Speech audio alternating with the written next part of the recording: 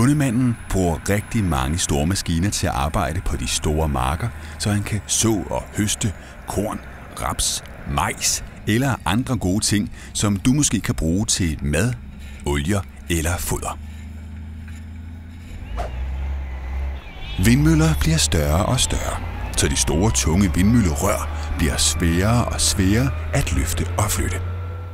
De store rør skal slibes og males, før de køres eller sejles derhen, hvor vindmøllerne skal samles.